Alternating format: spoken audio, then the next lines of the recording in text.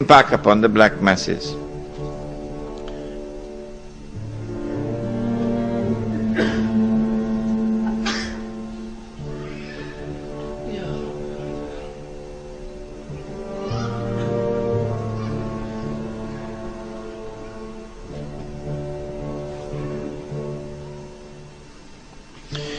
America and Britain are all capitalist states.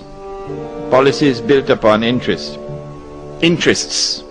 Regarding Israel, it has always been a tool of the capitalist state. It derives its legitimacy and strength from these states. Israel and Jews are cowards.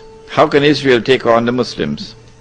Isn't it the US, with its build-up of troops, that is preparing to take on the Muslims? My answer is, wait and see. Wait and see. I have used the hadith to describe a reality in which one ruling state is about to give way to another. So my analysis comes out of the hadith. This analysis comes out of political analysis, using normal tools of political analysis. I think this would be a valid analysis for someone using normal tools of political analysis. But someone using the Quran and Sunnah would understand that this is not correct.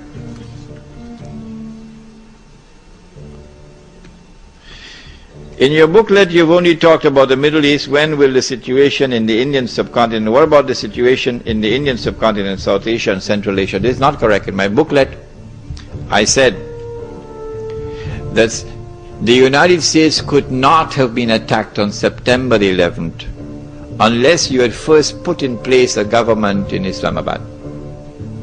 It's there in my book. They had to first put their man in Islamabad before they could attack the United States on September 11th. And so all that drama in the sky about an aeroplane running out of fuel, that belonged to Hollywood. That belonged to Hollywood. Nawaz Sharif, the Prime Minister, was absolutely correct when he said that this was a conspiracy hatched against me.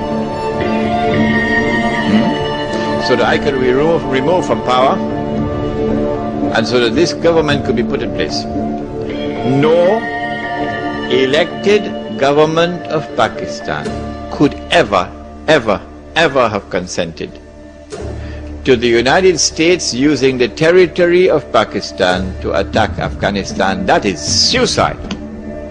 No government would have done that. Not even the worst government of Pakistan would ever have done that. So you had to have a Jewish government in Pakistan, a government established by the Jews to serve the Jews. You could have had a government in Pakistan would allow the United States to use the territory of Pakistan to attack Afghanistan. So don't say that I did not speak about the subcontinent. What role will Iran play in the upcoming rising from Khorasan? This is tomorrow's lecture. No, yeah, tomorrow is Imam al-Mahdi? Yeah, tomorrow.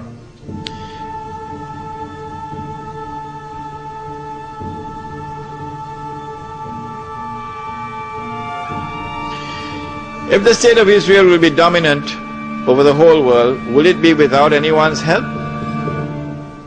If the answer is yes, then what does it mean by Allah's word, illa bihablim min Allah? When the Jews boasted of what they did to Nabi Isa alayhi salam, okay, that was the last straw. Then Allah's curse came upon them. وَبَاءُوا بِغَضَبٍ مِّنَ اللَّهِ. And even in Surah Al-Fatiha, غَيْرِ الْمَغْضُوبِ عَلَيْهِمْ, the Jews. Now their fate around the world is to live in misery, to live in poverty, إِلَّا بِحَبْلٍ مِّنَ اللَّهِ وَحَبْلٍ مِّنَ النَّاسِ. The only exception to this, the only time the Jewish civilization can prosper after the attempt to crucify Isa alayhi salam, is if they live under a non-Muslim rule and that non-Muslim rule extend to them guarantee of security. Or if Allah subhanahu wa ta'ala were to give it to them temporarily. Other than this, their state will now be maskana and zillah and ghadab min Allah.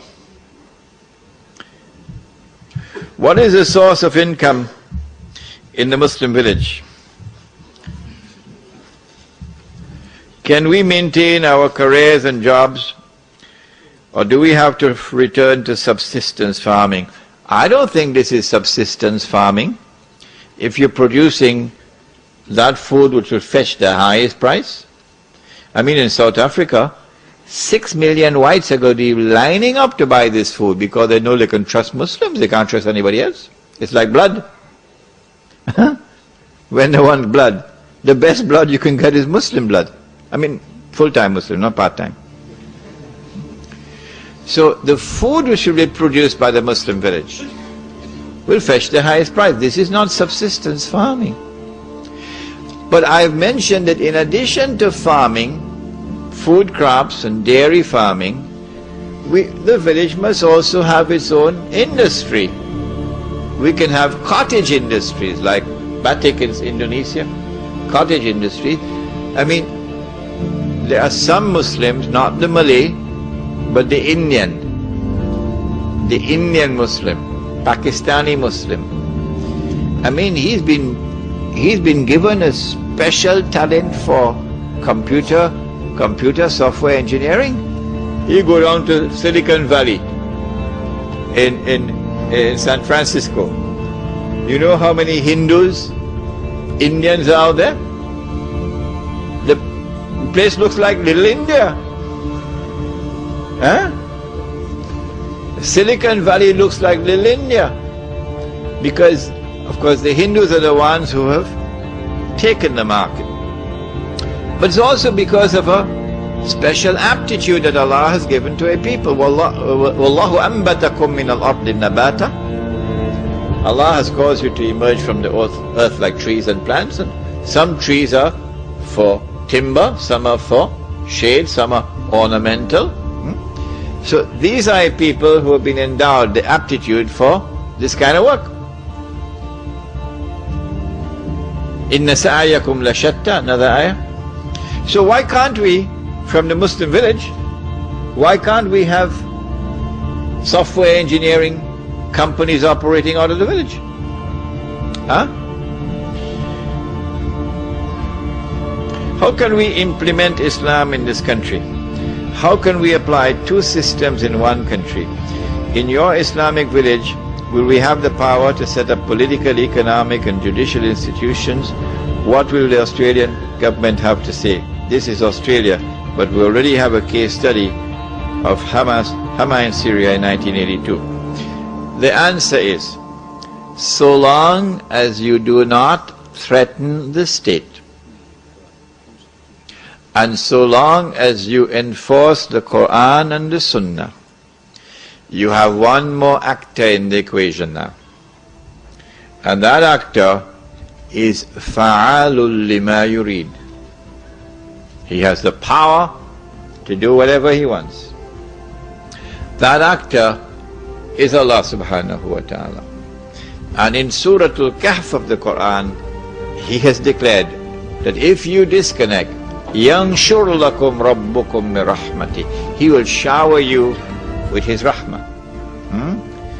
If, however, the government, not necessarily Australia, the government comes after you even in a remote village,